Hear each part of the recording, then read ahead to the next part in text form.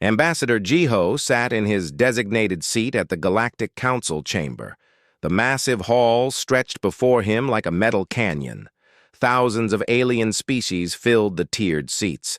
Some had scales, others had fur. A few glowed with strange inner light. Jiho looked human and plain among them all. He had been coming here for 5 years now. Every single meeting felt the same. The other delegates would talk over him. They would ignore Earth's requests. Sometimes they would laugh when he spoke. Today was no different. Jiho raised his hand to speak. The council speaker, a tall being made of what looked like living crystal, barely glanced his direction. "The human wishes to speak," the speaker announced. Several delegates made sounds that their translation devices turned into chuckles and groans. "The Galactic Council," Jiho began, keeping his voice steady. "Earth requests protected status for our merchant vessels traveling through Sector 7. We have lost 3 ships to pirates in the last month. Our traders need—" "Denied," Counselor Rek interrupted. The large reptilian being did not even look up from his datapad. "If Earth cannot protect its own ships, perhaps Earth should not send ships. Next matter." Jiho sat down. He did not argue. He did not raise his voice. He simply made a note on his own pad and waited. Captain Hana watched the council meeting from her ship. The live feed showed Jiho being dismissed once again. She felt anger burn in her chest, but she pushed it down. Anger was not useful. Not yet. "Captain," her second officer called out, "we have another distress call. Human freighter, Sector 7. "Let me guess," Hana said quietly. "Pirates?" "Yes, ma'am. The Dawn Trader, 16 crew members." Hana pulled up the sector map. 3 council patrol ships were within range. All of them ignored the distress call. She could see their transponders on her screen. They were close enough to help. They simply chose not to. "What are your orders, Captain?" her officer asked. Hana stared at the screen. Earth's observation fleet had orders. Very clear orders. The silence protocol. Watch but do not engage. Observe but do not interfere. Stay quiet. Stay peaceful. Show no force.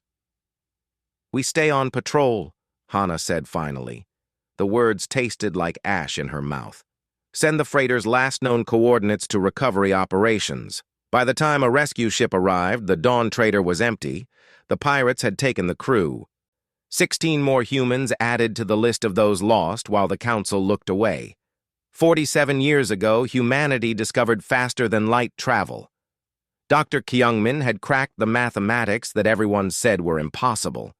Earth built its first FTL ship within 3 years. They launched it with hope and excitement. They found a galaxy that was already full. The Galactic Council had existed for thousands of years.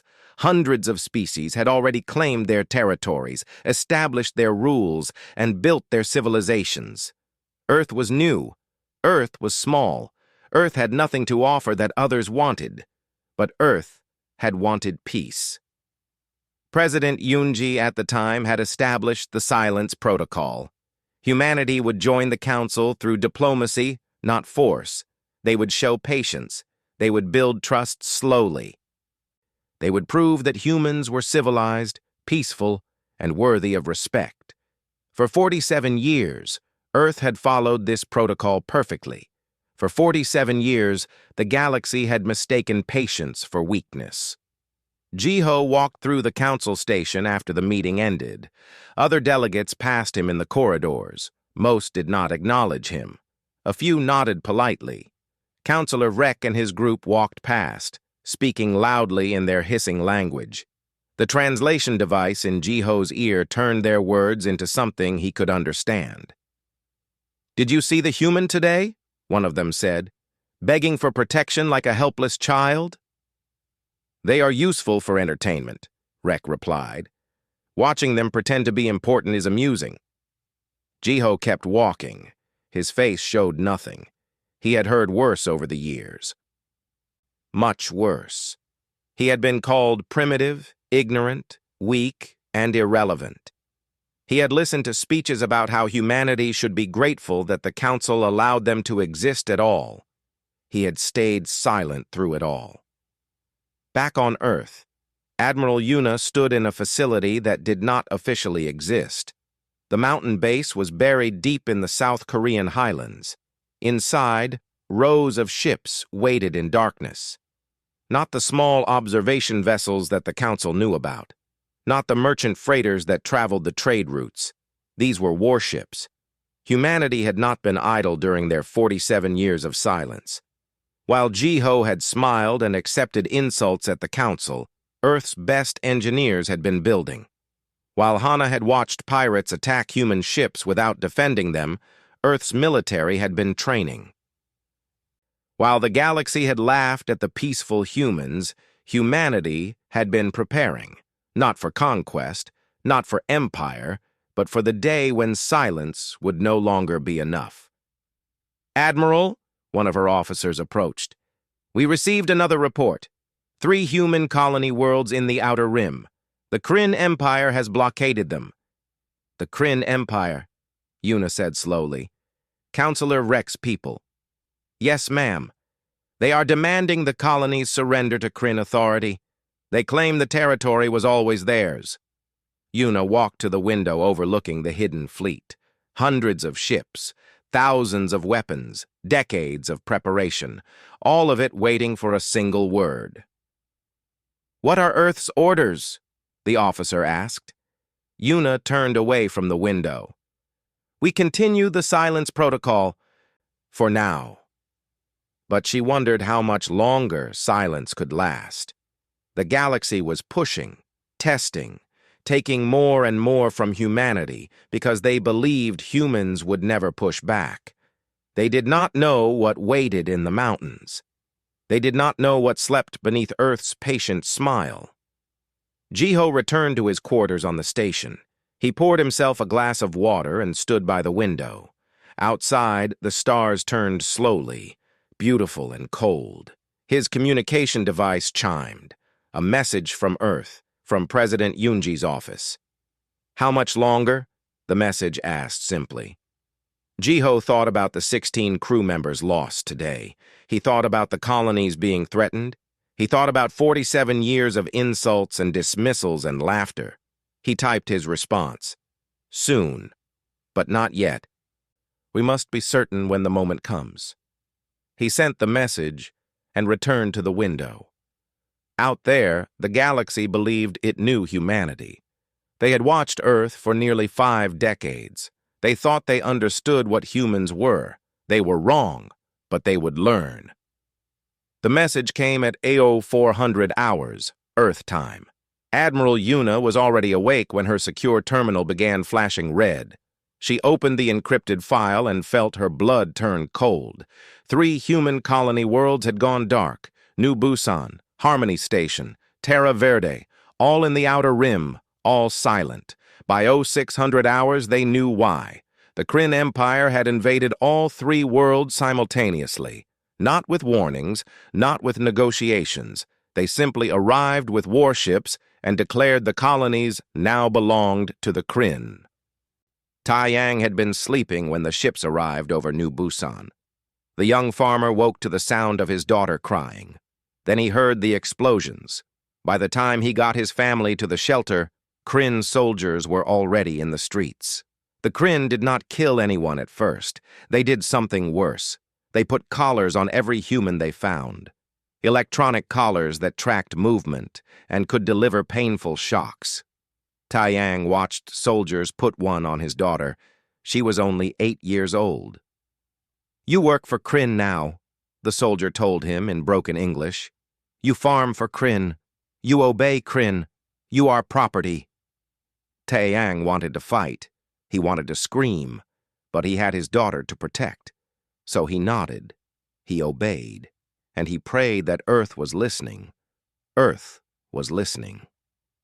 Ambassador Jiho stood before the Galactic Council 3 days after the invasion. He had requested an emergency session. The Council had made him wait 2 days before granting it. "Honored Council," Jiho began. His voice was calm, but everyone who knew him could hear something new underneath, something sharp. The Kryn Empire has invaded 3 sovereign Earth colonies. They have enslaved over 40,000 human citizens. This is a direct violation of Council law. We demand immediate intervention. Councillor Rex stood slowly.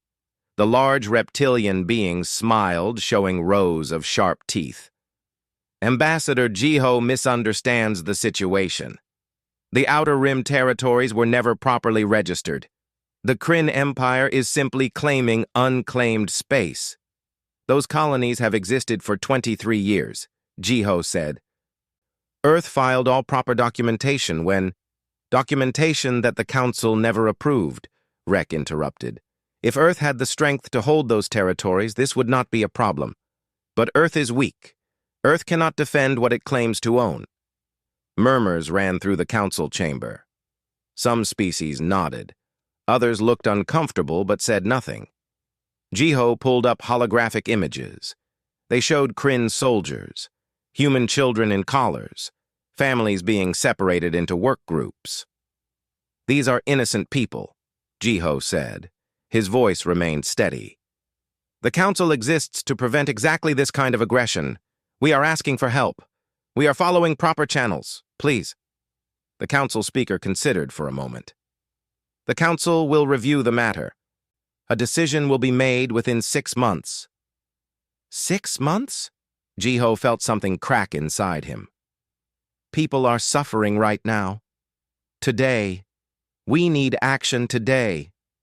Rek laughed. The sound echoed through the chamber. Perhaps this will teach Earth an important lesson. In the galaxy, the strong take what they want. The weak beg for protection they do not deserve. He turned to address the full council. I propose that Earth pay tribute to the council, 40% of all Earth resources, as payment for our tolerance of their presence. They clearly cannot manage their own affairs. Several council members shifted uncomfortably. A few nodded in agreement. And if we refuse? Jiho asked quietly. Rek's smile grew wider. Then perhaps more Earth colonies will need Kryn protection. Perhaps Earth itself will need Kryn protection. The chamber fell silent. Every delegate understood what was being said. This was not just about 3 colonies. This was about whether humanity would exist as a free species or become slaves to the Kryn. Jiho looked around the chamber. He saw species he had worked with for 5 years, species he had helped, species Earth had shared technology with, had traded with, had treated as friends. Not one of them spoke up for humanity. You call us weak, Jiho said slowly. He was no longer looking at Rek. He was looking at all of them. You call us decorative pets. You say we should be grateful for your tolerance. He paused. The silence stretched. Every eye in the chamber was on the human ambassador. Remembered, Jiho said simply. Then he walked out. The council chamber erupted in confusion. Delegates demanded to know what the human meant. Vrek laughed again and called for a vote on the tribute demand. But Jiho was already gone. Captain Hana received the message while on patrol. 2 words from Earth Command. She had been waiting for these words for 5 years. She had dreamed about them. She had also dreaded them. Silence lifted. She immediately ordered her ship to turn toward Earth. As they jumped to FT light speed, she opened the fleet-wide channel. All vessels, return to Earth. Protocol silence is ended. Repeat, protocol silence is ended. Across human space, observation ships changed course. Patrol vessels powered up weapons that had never been fired. Hidden bases came alive with activity. Admiral Yuna stood in the mountain facility as the lights came on. Thousands of lights, each one representing a ship that was waking up after decades of waiting. Begin launch preparations, she ordered. All fleets, all vessels. Admiral, her second-in-command approached. We received Ambassador Jiho's report from the Council. They denied our request. They threatened us. I know, Yuna said. Are we really doing this? Are we really going to show them? Yuna thought about Taeyang and his daughter. She thought about 40,000 humans in collars. She thought about 47 years of insults and laughter and dismissal. We gave peace a chance, she said. We followed their rules. We stayed silent and hoped they would see us as civilized beings worthy of respect. Instead, they saw us as prey. She turned to face her command staff. Humanity chose silence not because we were weak. We chose silence because we hoped we would never need to show our strength. But the Council has made their decision. Now we make ours. What are your orders, Admiral? Yuna pulled up the star map. New Busan glowed red on the display, along with Harmony Station and Terra Verde, 3 human colonies waiting for rescue that the Council said would never come. We go to New Busan first, Yuna said. We bring our people home, and we show the Kryn Empire what happens when you mistake patience for weakness. The first ships began launching within the hour. They rose from hidden bases across Earth, from beneath mountains, from underwater facilities, from stations built in Earth's asteroid belt where no Council ship ever looked closely. Humanity had been building quietly for 47 years, not a small defense force. Not a token military, a real fleet. A fleet designed by people who had studied every Council species' tactics. A fleet built by engineers who had learned from everyone else's mistakes.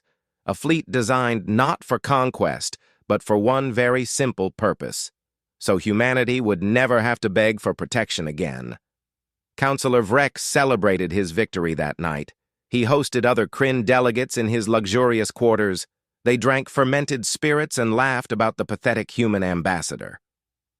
Did you see his face? One delegate said. He looked like he might cry. Humans are emotional creatures, Vrek replied. Weak and emotional. The Kryn Empire will own their colonies within a year, Earth itself within 5 years. What did he mean by that word? Another asked. Remembered? Vrek waved a clawed hand dismissively. Nothing. Human nonsense. They make dramatic statements because they have no real power. But 3 days later, when Kryn sensors detected a massive human fleet jumping into the New Busan system, Vrek would remember that word, and he would finally understand what it meant. The Kryn garrison commander on New Busan was drinking his morning stimulant when the alarms began screaming. He spilled the hot liquid across his console as he jumped to his feet. Report! He shouted. Ships, sir! Human ships! Hundreds of them! The commander pulled up the sensor display and felt his blood freeze. The screen showed more human vessels than intelligence had said Earth even possessed. They had jumped in at the edge of the system, perfectly positioned. Too many to count, too coordinated to be civilian vessels. Battle stations! Get me a count on... He never finished the sentence. The human fleet opened fire. Captain Hana stood on the bridge of her flagship, the Silent Storm. The name had been chosen years ago, a promise of what would come if the silence protocol ever ended. All ships, weapons free, she ordered calmly. Target military installations only. Avoid civilian areas. And someone tell the Kryn garrison that they have one chance to surrender. Specialist Minho worked the communication station. He opened a channel to the planet's surface. Kryn forces on New Busan. This is the Earth Defense Fleet. You have enslaved our people. You have violated Council law. You have one opportunity to release every human colonist and evacuate peacefully. You have 5 minutes to respond. The Kryn garrison commander stared at his screen. 5 minutes. 5 minutes to decide between surrender or fighting a fleet that outnumbered his forces 20-1. He was still trying to decide when his shields failed. One of his orbital defense platforms simply stopped working. Then another. Then all of them, within seconds. Sir, they are hacking our systems. Our weapons are not responding. The commander had never seen anything like it. Human ships had not fired a single shot at his defenses. They had just turned them off, like someone switching off a light. Surrender, he said quietly. Send the surrender signal, now. The entire engagement lasted 4 minutes. Taeyang was in the fields when he saw the ships. Human ships. He recognized the markings even from the ground. Earth Defense Fleet. The symbols he had seen on recruitment posters back when he was young. Symbols he had started to think he would never see again. The collar around his neck suddenly went dead. The red light that had been glowing for 3 days went dark. He reached up and touched it. The electronic lock clicked open. It fell to the ground. Around him, other colonists were removing their collars. Some were crying. Others were laughing. Taeyang just stood there, looking up at the sky where human ships were descending. One of the Kryn overseers ran toward them, raising a weapon. Before he could fire, a beam of light struck the ground in front of him. The dirt exploded upward. The overseer dropped his weapon and ran. A voice boomed across the colony, speaking in Korean and then English and then a dozen other languages. "Attention, all human colonists. You are safe now. Earth has come for you. Please remain calm and wait for recovery teams." Taeyang sank to his knees. His daughter ran to him from the shelter. She was crying. "Daddy, the collar stopped hurting. Daddy, are we safe?" He pulled her close and looked up at the human ships filling the sky. "Yes, sweetheart. We are safe. Earth did not forget us." Admiral Yuna watched the operation from the command ship orbiting New Busan. The tactical display showed her forces securing the planet section by section, no human casualties. 12 Kryn soldiers injured, none killed. The entire garrison surrendered within the first hour. "Admiral, we have secured all detention facilities. All 42,000 colonists are accounted for. Medical teams are treating the injured." "Excellent. How long until we can evacuate the most vulnerable?" "Transport ships are landing now. We can have the elderly, children, and injured off-planet within 6 hours." Yuna nodded. "And the Kryn prisoners?" "We have 3,000 Kryn military personnel in custody, awaiting your orders."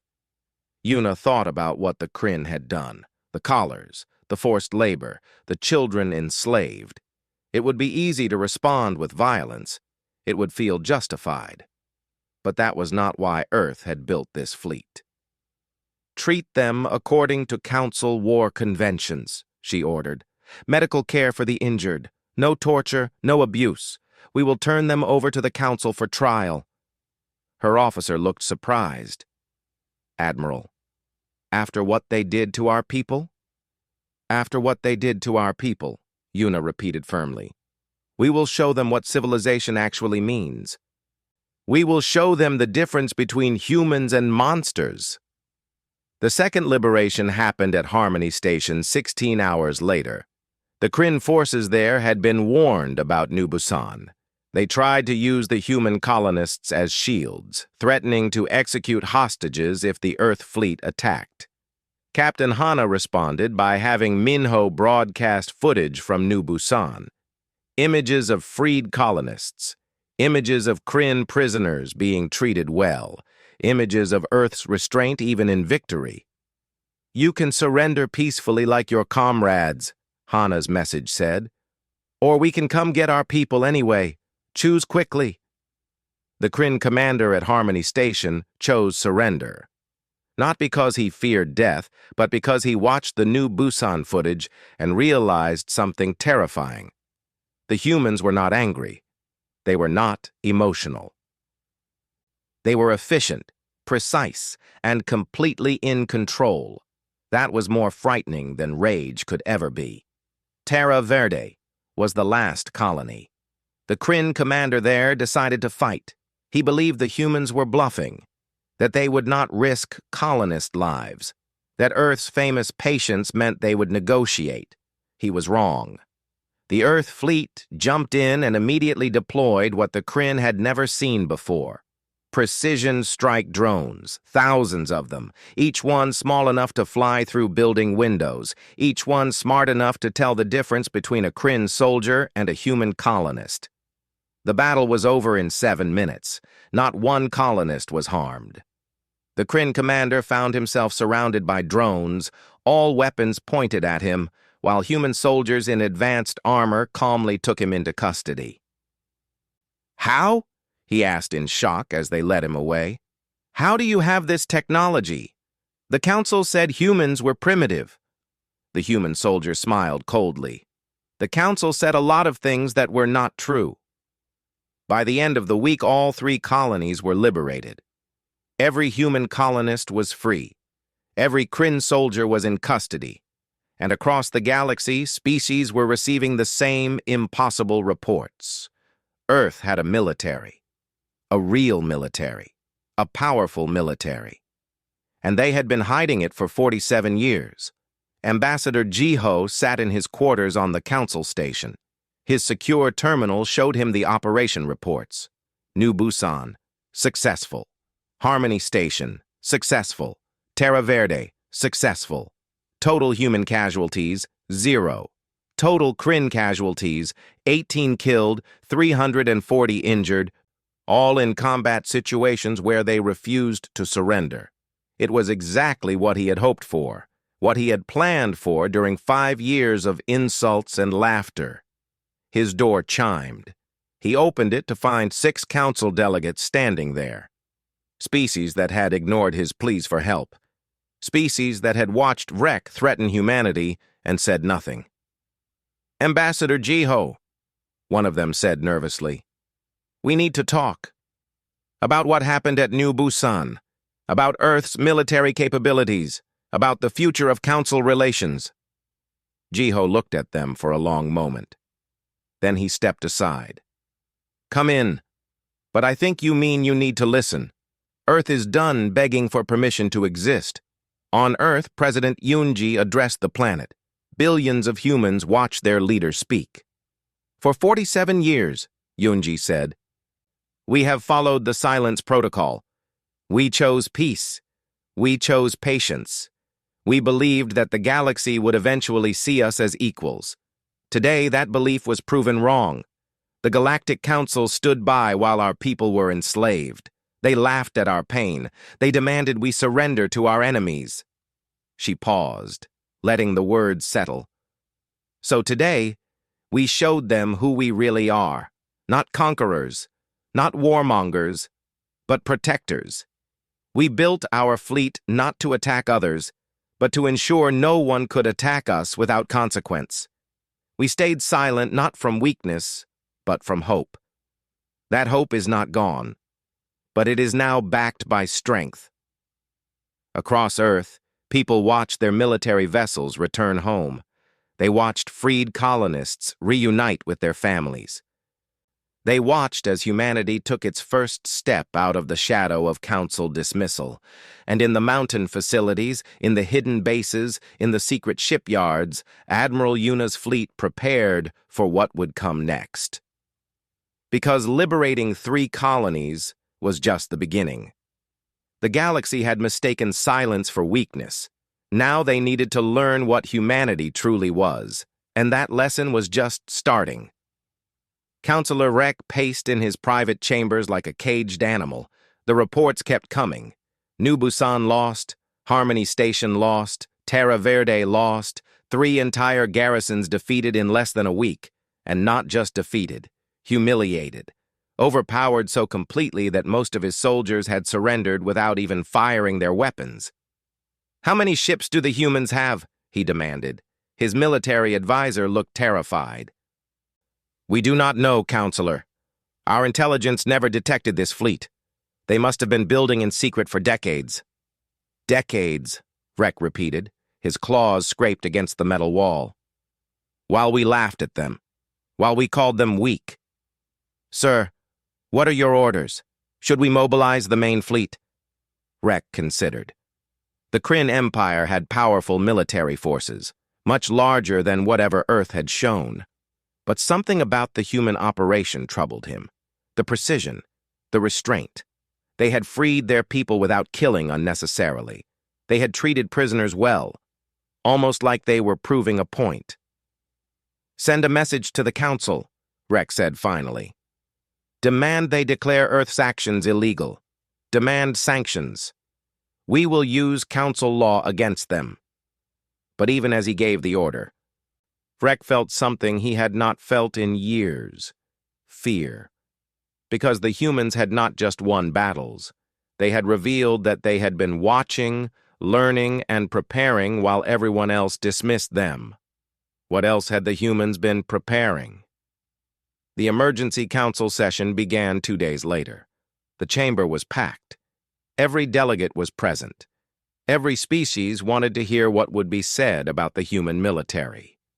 Counselor Vrek stood at his podium, his voice booming through the hall. The humans have committed an act of war against the Kryn Empire. They attacked our forces without warning. They invaded sovereign Kryn territory. This aggression cannot stand. Murmurs ran through the chamber. Some delegates nodded. Others looked uncertain. Then the doors opened. Ambassador Jiho walked in, but he was not alone. Behind him, Captain Hana entered in full military uniform. Behind her, Admiral Yuna in dress uniform covered in medals the Council had never seen, and behind them, 20 human soldiers in powered armor, standing at attention. The chamber fell silent. Jiho walked to the human podium. He did not look nervous. He did not look apologetic. He looked like someone who held all the power in the room and knew it. Counselor Vrek speaks of aggression, Jiho said calmly. Let me tell you about aggression. Aggression is invading colonies that had existed peacefully for 23 years. Aggression is putting electronic collars on children. Aggression is enslaving 40,000 innocent people.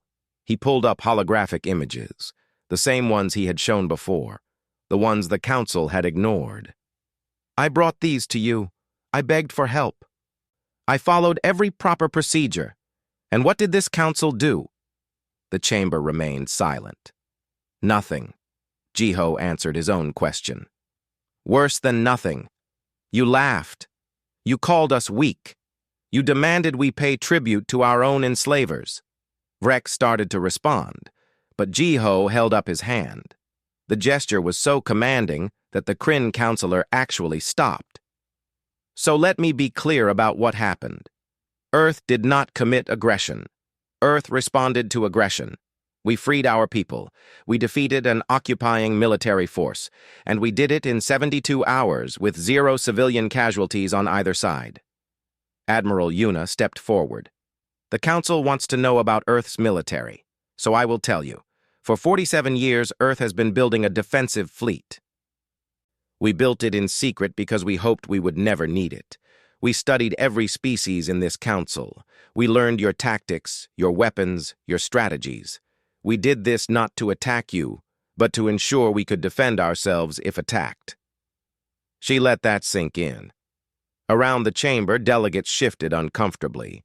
The implications were clear. Earth had been watching all of them, learning from all of them. Earth knows how to defeat every military in this council, Yuna continued, not because we want to, but because we prepared for the possibility that we might need to defend ourselves. This week proved we were right to prepare. Delegate Sora, who had been working in Earth's intelligence division, stepped forward next. She activated a data screen. For those who doubt Admiral Yuna's words, I have prepared a detailed analysis. The screen filled with information. Military deployments of every major council species, supply line maps, fleet positions, tactical weaknesses, all accurate, all current. All gathered while Earth had pretended to be weak and insignificant. Earth has been watching, Sora said simply. We have been learning. We have been preparing. Not for conquest, for survival. The council chamber erupted in chaos.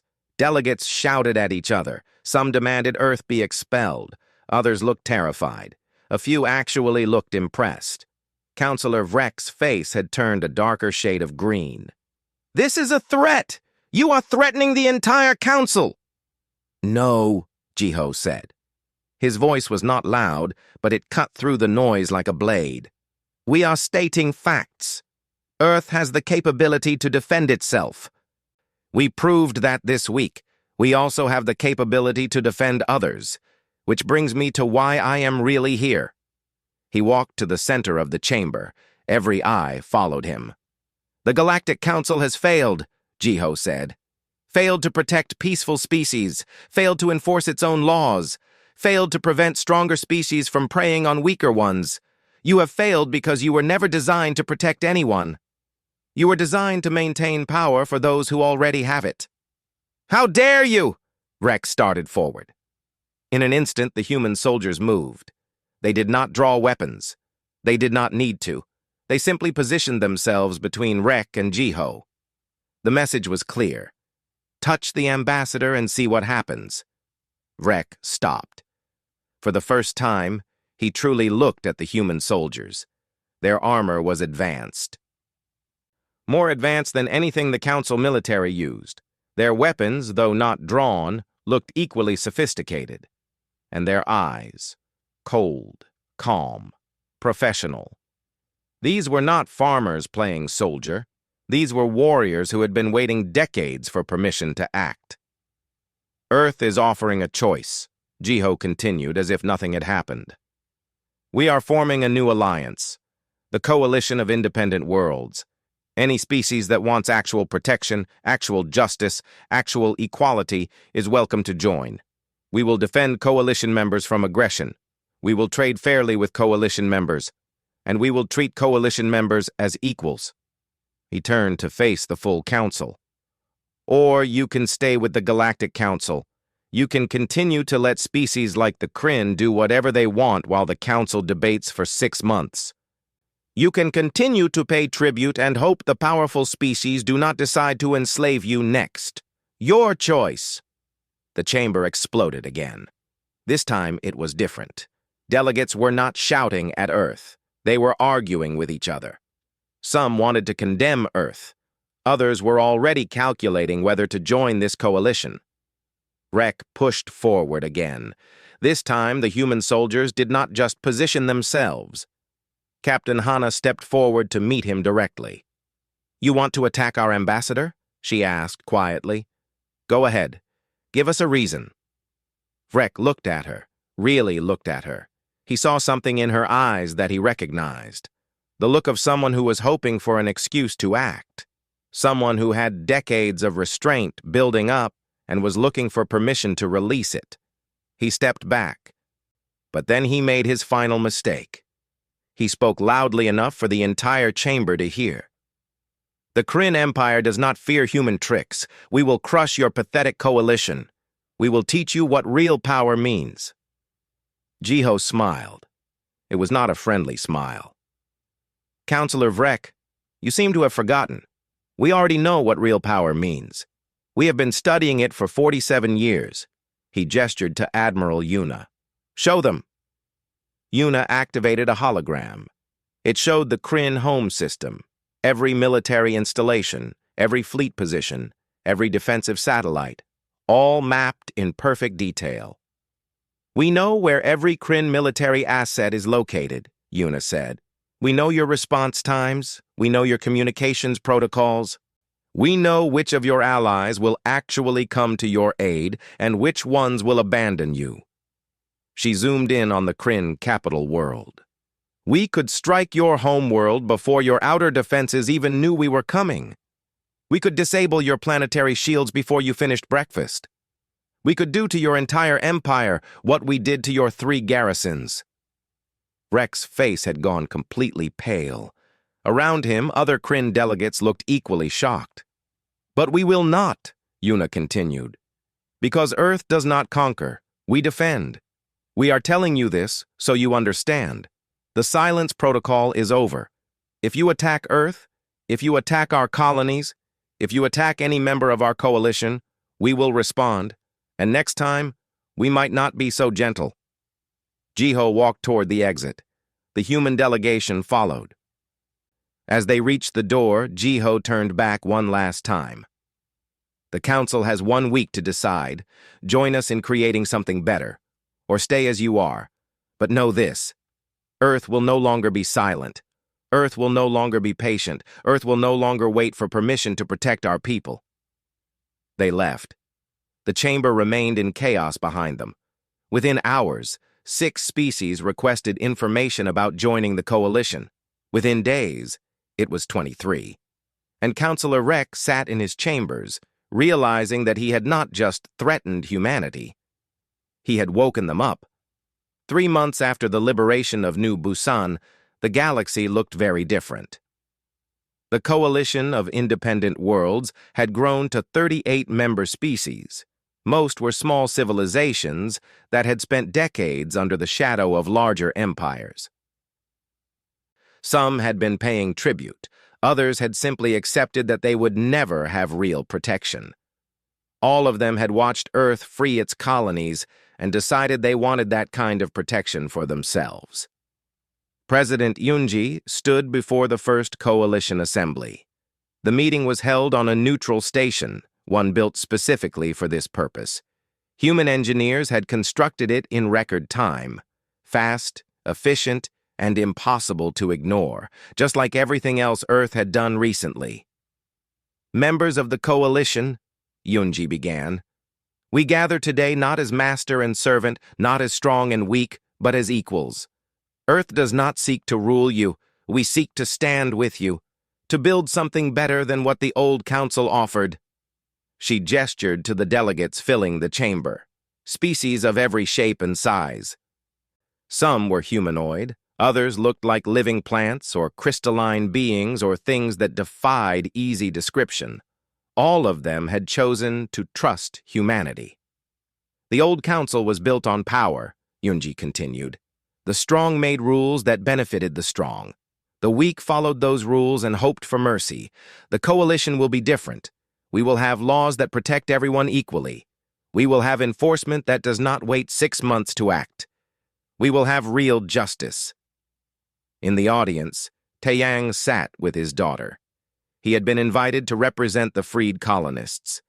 His daughter had refused to let go of his hand since they arrived at the station. She was still afraid. 3 months was not enough time to forget the collar. But when she looked at the human ships patrolling outside the station windows, she felt safer. Earth had not forgotten them. Earth had come. Earth would protect them. On Earth itself, the silence protocol was officially ended. The secret facilities were no longer secret. Admiral Yuna stood in the mountain base, which was now being converted into a military academy. Young humans from across Earth and the colonies came to train, not as conquerors, as defenders. Admiral, one of her instructors approached. We have more applicants than we can accept. Thousands want to join the defense fleet. Good, Yuna replied. Train them well. Train them to be strong. But more importantly, train them to be disciplined. Strength without control is just violence. We are not violent.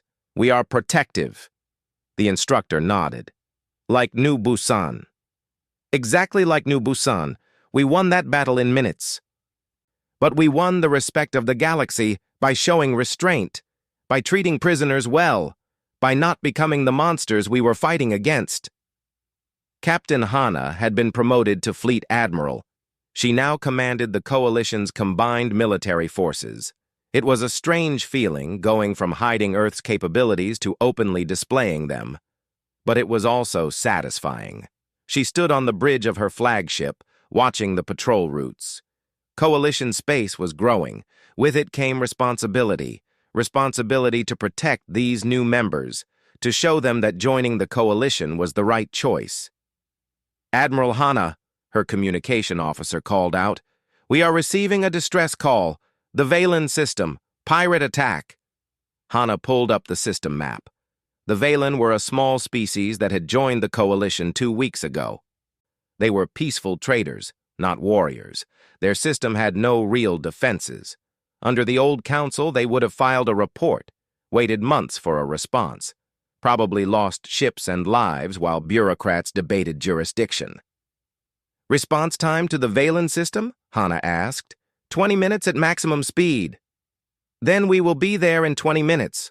All ships, jump preparation. Let us show the Valen why they made the right choice. The coalition fleet jumped into the Valen system 18 minutes later. The pirates were still attacking a trading convoy when human ships appeared. The pirates took one look at the fleet sizes and surrendered immediately. No shots fired, no casualties. Problem solved. The Valen government sent a message of thanks that was almost embarrassing in its gratitude. Hana simply replied that this was what coalition membership meant. Protection that actually happened. Ambassador Jiho remained at the council station, not as a delegate anymore, as an observer. Earth had officially withdrawn from the Galactic Council, but Jiho stayed to watch what would happen next. What happened was fascinating. The council was fracturing. 23 species had left to join the coalition. 12 more were openly considering it. The remaining members were panicking. Without the smaller species paying tribute, without the protection fees, the council's economy was struggling. More importantly, they were afraid. Earth had shown that they had been watching, learning, preparing. If Earth could hide a fleet for 47 years, what else might they have hidden? What other capabilities had they developed in secret? The council was learning to fear the species they had dismissed as weak. Councillor Vrek had lost his position. His people, the Kryn, had conducted an investigation into the failed colony annexations. They found that Vrek had acted without proper approval, that he had relied on bad intelligence that said humans were defenseless, that his aggression had triggered exactly the response that the Kryn Empire wanted to avoid. The new Kryn councillor was named Drax. He was younger, more cautious, and much more respectful. His first act was to request a meeting with Ambassador Jiho. They met in a neutral meeting room. Drax brought no guards. Neither did Jiho. "Ambassador," Drax began carefully, "the Kryn Empire wishes to apologize for the actions of Councillor Vrek. The invasion of your colonies was illegal and immoral. We have prepared reparations for the families that suffered." Jiho listened quietly. This was very different from the Kryn he had dealt with before. "We also wish to propose a treaty," Drax continued. "A non-aggression pact between the Kryn Empire and the Coalition. We will respect your borders. We will trade fairly. We will never again threaten human worlds." "Why?" Jiho asked simply. Drax looked uncomfortable.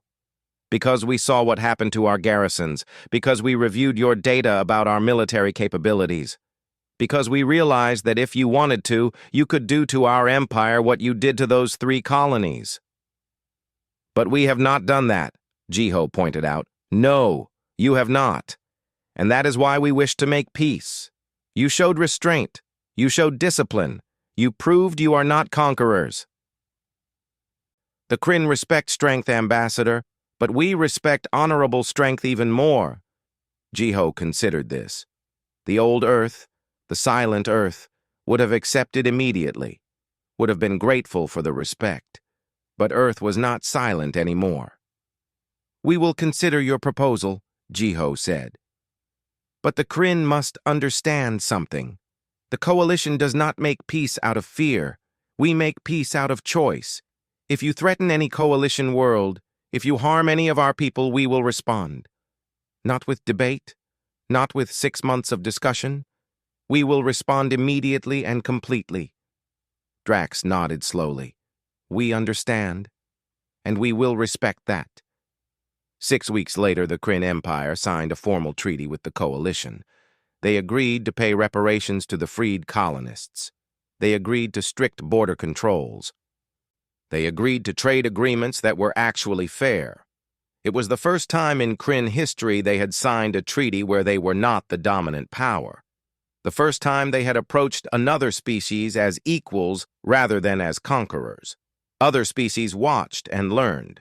If the proud Kryn could make peace with humanity, anyone could. A year after the liberation of New Busan, President Yunji gave another address, this time to both Coalition and Council worlds. Everyone was watching. "1 year ago, Earth ended the Silence Protocol," she began. "We did this not because we wanted war, but because we had no choice. Our people were enslaved. Our pleas for help were mocked. We realized that in the galaxy, the only protection that matters is the protection you can provide yourself." She paused, looking directly into the camera. But protection does not mean conquest. Strength does not mean cruelty. We built our fleet not to attack others, but to ensure no one could attack us without consequence. We freed our colonies not to expand our empire, but to rescue our people. We formed the coalition not to replace the council, but to offer an alternative. Behind her, images showed coalition space. Human ships patrolling peacefully, member species trading freely, children playing on worlds that had once feared invasion. A new order based not on dominance, but on mutual protection. Some called us weak when we stayed silent, Yunji continued. They mistook patience for cowardice. They thought because we did not respond to insults, we could not respond to aggression. They were wrong. But we do not blame them for that mistake. We made a choice to stay quiet. We hoped it would be enough. It was not enough. So we showed our strength. But we also showed our control. We could have destroyed our enemies. We chose to defeat them instead. We could have taken revenge. We chose justice. We could have built an empire. We chose to build a coalition. She leaned forward, her voice becoming more intense. This is what humanity is. We are not the strongest species in the galaxy. We may not be the smartest or the fastest or the most advanced, but we are patient. We are determined, and we do not forget our principles even when it would be easier to do so. On New Busan, Taiyang watched the speech with his daughter. She had started going to school again, started playing with other children. The nightmares were less frequent now. The trauma was healing. "Daddy," she asked, "are we safe now? Really safe?" Taiyang looked out the window at the human patrol ships passing overhead. Regular patrols now, constant protection. The coalition did not just promise safety, they provided it. "Yes, sweetheart, we are safe. Earth will not let anyone hurt us again." At the coalition assembly, the member species voted on a new charter, the Charter of Independent Worlds. It established clear laws, clear protections, clear consequences for those who violated those laws. No more waiting 6 months for decisions. No more dismissing the weak because they had no one to defend them. The charter passed unanimously. In the old council chambers, the remaining delegates watched the coalition grow and had to accept a new reality. They were no longer the only power in the galaxy. They were not even the dominant power anymore. The balance had shifted. Some council species began requesting admission to the coalition. Others tried to reform the council itself, implementing some of the coalition's ideas about justice and protection. A few, like the Kryn, simply accepted the new order and made peace. The galaxy was changing, not because of conquest, not because of war, but because one species had stayed silent for 47 years, and then, when forced to act, had shown the difference between strength and brutality. Admiral Yuna stood at a memorial. It had been built on Earth, in the mountains where the secret fleet had been constructed. The memorial listed the names of everyone who had suffered during the silence years, colonists who had been killed by pirates, traders who had been captured, diplomats who had been insulted and threatened. "Admiral," Captain Hana joined her. "The Coalition Council is asking for you. They want your advice on expanding the patrol routes." "I will be there shortly," Yuna replied. She touched the memorial wall. "We waited so long. Sometimes I wonder if we waited too long." "We waited for the right moment," Hana said gently. "If we had revealed ourselves earlier, we would have looked like aggressors. The galaxy would have united against us. But we waited until they crossed a line that everyone recognized. We waited until our response looked like justice instead of conquest. And now? Now we build something better. We prove that strength and honor can coexist. We show the galaxy that there is another way." Yuna nodded slowly. She took one last look at the memorial, at all the names of those who had waited and suffered during the silent years. "We remember you," she said quietly. "We remember why we built this fleet. We remember why we chose to stay silent. and we remember why we finally spoke. She turned to leave, to help build this new coalition.